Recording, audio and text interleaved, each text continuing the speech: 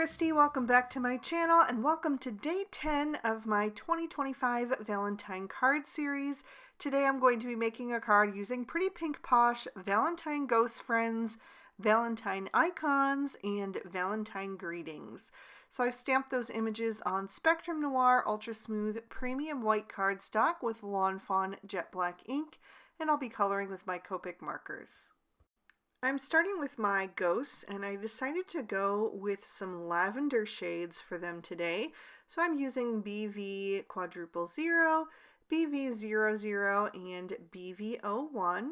I'm going to start with my darkest shade, that BV01, and begin to lay in some shadows on these guys. So if they are leaning a little bit more toward the left, I will place the shadows down on the right. So all three of the bottom ones are like that. And then for the one up top, since he is leaning more toward the right, I'm going to place his shadows on the left.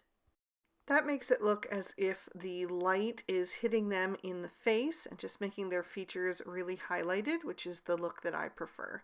So I'm going to start blending out with the BV00, and it was coming out a little bit darker than the BV01. So I was just checking to make sure that I did have the right marker in my hand, and I did, but that's okay. I just continued coloring with that, adding a little extra depth to that shaded area, just going over what I had previously done. So at this point I could go back to the BV01 and blend that out once again, but since these markers are fairly close together in shade, I just decided to jump straight down to the BV quadruple 0 and blend over that. And I'm still going to be leaving most of these ghosts completely white so that they still look white. They're just going to have a nice little bit of shading on them, and as that ink dries back, it'll be a little bit softer, and once we get them in the context of the rest of the page, they won't look so dark. So it's just going to make them look really nice and bright white with a nice deep shadow, which is what I'm going for. Then I'm going to keep the BV01 and add in BV02 and BV04, and I'm going to do some of the hearts on this background. And I'm going to start with that BV04 as my darkest. As I was starting to color with it, I wasn't sure that it was quite dark enough for what I was envisioning in my head, but I decided to go with it for now, and if I decide that I want to go darker, I can add that in a second layer. So I'm just going to continue picking and choosing a few of these hearts to color in, and then I'll start to blend that out with the BV02. Then I'll come in with that BV01 for highlight. So when I was actually conceptualizing this card, the entire color palette was going to be pink and red.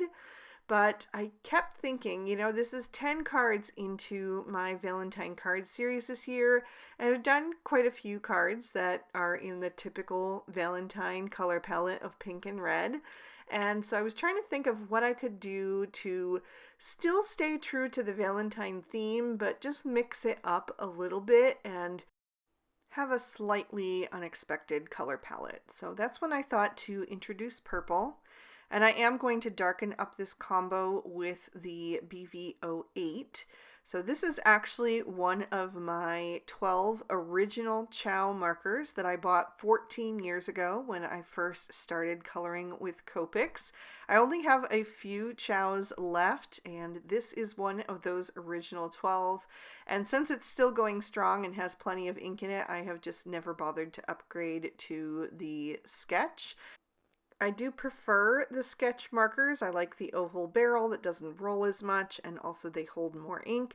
So as the 12 originals have started to dry out, I have replaced them one by one with the sketch markers, but this one still works great. Now I'm going to switch into a pink color tone so that I can give these little ghosts some rosy cheeks using R00, R21, and R22. I like to do a little oval shape with that R22, and then I kind of circle around it with the R21, And then I will repeat that with the R00 so that it really softens into the rest of the coloring. I did try to squeeze some on for the ghost with the sunglasses, but not a lot would show there. I'm going to keep the R21 and R22 and add in the R24 and pick and choose more of these hearts to color, trying to do them so that it still breaks up the color that is going to be right next to it or right above it, and just kind of alternate where the different shades are going to go. So I'm doing all of my shading with that R24 at once, and then I'm going to start coming in with my mid-tone, which is going to be the R22. Since these images are fairly small and close together, I don't worry about fully blending out each image before I move on to the next one. I can just do all of the shading and then all of the midtones and then all of the highlights now with that R21.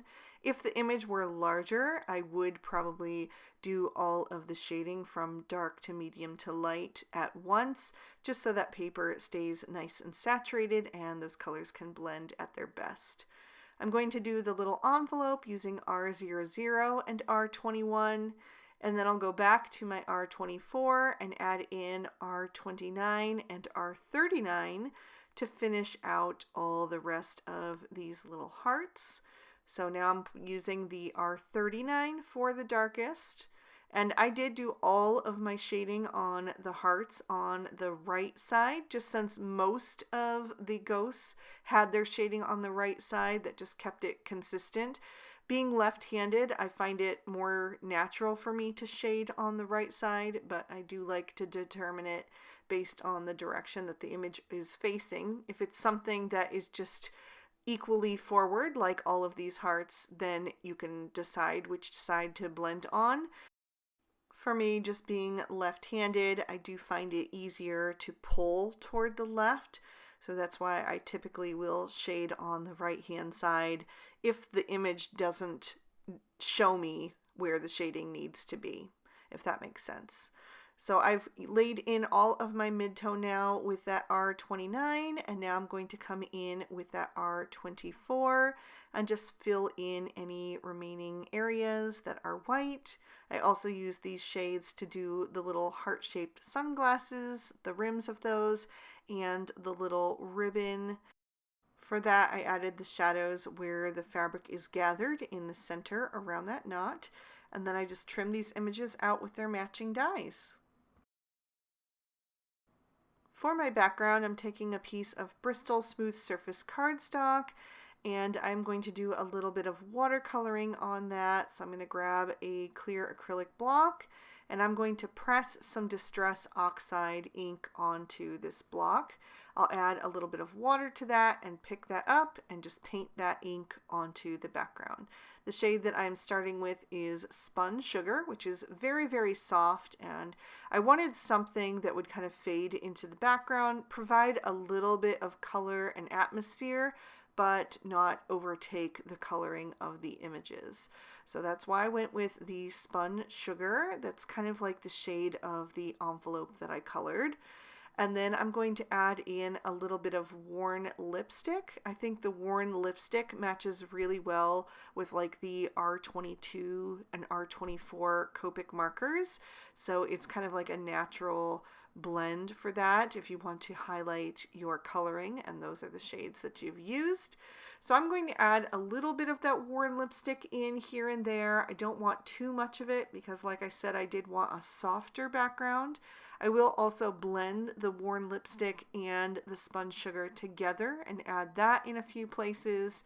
I'm being very organic and almost creating like a cloudy, hazy type background, which I think goes well with the ghosts. So once I'm happy with that, I'm going to set that aside to dry. Next, I'm going to take the Pretty Pink Posh XOXO Pierce Plate and die cut that out of some Lawn Fawn lilac cardstock. and that is going to create that nice little design in the background, which I think is so pretty. I will take the time to just make sure that all of the little pieces are popped out using my craft pick. I think that just helps it look really nice on your background if all of the little tiny pieces have been poked out and they aren't kind of filled up with the tiny little dot that it kind of cuts out when you run it through. So I'm going to take my Barely Art Precision Craft Glue and I'm going to run that around the edges and then also just dot it here and there away from the little details there because I don't want those to have the glue kind of come up through them. So I'm trying to avoid those if possible, but just add a few dots of glue all over that background so that it will be held down securely. And I'm going to glue that to the front of a ballet slippers card base. So I scored and folded that to an A2 standard size card, which is 4 1/4 by 5 1/2. And I'm just going to smooth those two pieces together until they adhere. Then I'm going to go back to that scrap of cardstock that was left over from coloring my ghosts. And I'm going to stamp 2 sentiments. XOXO is from Valentine Greetings and Love You Boo is from the Valentine Ghost Friends. I'm stamping those down in Dusty Concord Distress Oxide ink, which I normally would not use for a sentiment because it can sometimes not turn out so crisp, but it actually worked out for me this time, so I was very happy with that. I only have 2 dye inks that are purple, a light and a dark, and they are both a warmer toned purple, and I needed something that was cool toned to match with the Copic coloring, so that's why I reached for the Distress Oxide ink. But I'm stamping on the inside using Lawn Fawn bubblegum ink, and I just chose another one of the ghost images and the sentiment that says "You're a sweetheart." And I stamped that down 3 times to make sure it was nice and bold. Now I'm going to take that focal panel and I'm going to pop that up on my card front. I added some foam tape to the back of that, so I'm just peeling off the release papers, lining that up so that it is centered on the front, and then I'll press that down into place and bring in my images. I'm going to start by laying out my ghosts because when I planned out this card, I knew that it was going to be a fairly tight fit for everything to be on this focal panel. So I want to have them arranged so that I can add my sentiments around them in the places where I wanted them to go. So I'm going to add this little strip that says "Love You Boo" on the left between the top and bottom ghost. And just make sure that that is on there straight before that glue starts to dry. And then I will take the XOXO, which mirrors the little cuts in the background panel, and I'm going to add that down at the bottom right, below the bottom ghosts. So now that I have my sentiments figured out, I'm going to start adhering these ghosts down right where I have them, just adjusting slightly as needed. I thought about having the envelope of this little one cover up the bottom corner of the sentiment just to incorporate that a little bit better together. But then I remembered that I still had all of those hearts to add in as well, and I was afraid I wouldn't have room for them if I moved him up higher than I had planned. So I'm just going to finish gluing the rest of these guys on, and I'm trying to tilt them at a little bit of a different angle from each other so that they're not all exactly in the same position. So just kind of giving them a little bit of a turn here or there so that they look like they're just kind of swooping in from the sides. Then I have this cluster of 2 hearts that I wanted to have in the center. So I'm going to glue that, and this one I will cover up the corner of that sentiment banner so it does feel a little bit more incorporated and not just kind of slapped on the background. And then this little bow I'm going to add to the ghost that is carrying the letter. I just thought that was a nice touch and makes her look a little bit girly. I'm going to figure out the placement of the rest of these hearts. And if you were paying attention, you will see that one of these hearts is missing. I actually colored another large purple heart and I could not find it. So I ended up not using it on the card. I just made do with what I had in the moment. But later, after I was done filming, I found it on the floor underneath my chair, which, don't you hate it when that happens? It's just, at least it was like still a nice full scene, so I didn't absolutely need it, but it's always a bummer when you planned for something and then in the moment you have to change your design because you can't find it.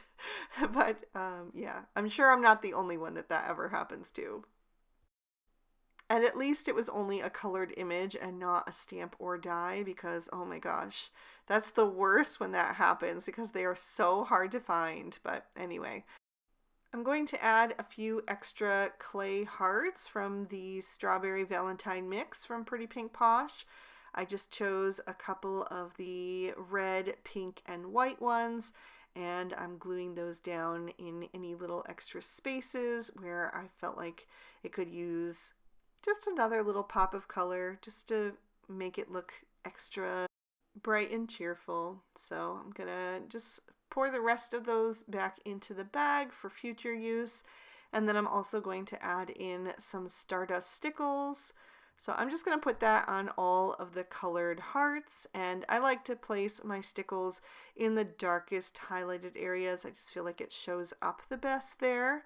So I'm going to add that on the right hand side of each of the little hearts. And I'm even going to add it to the little heart on the envelope, which I nearly forgot, but remembered it just in time. But that is going to finish off this card, so I will lift that up so you can see it in a bit more detail and hopefully catch some of that sparkle and shine. And there is also another peek at the inside. I really hope you guys enjoyed this one. If you did, please be sure to hit that like button and leave me a comment down below. I always loved interacting with you guys. And please hit that notification bell if you'd like to be alerted when I post new videos. The supplies I used will be listed and linked in the description bar below in case you'd like to pick up anything for yourself. And if you'd like to keep watching, here are 2 more videos from previous Valentine Card Series that I thought you might also enjoy. Thank you so much for spending your time with me today. I hope you had a good one, and I'll see you soon in another video. Bye-bye.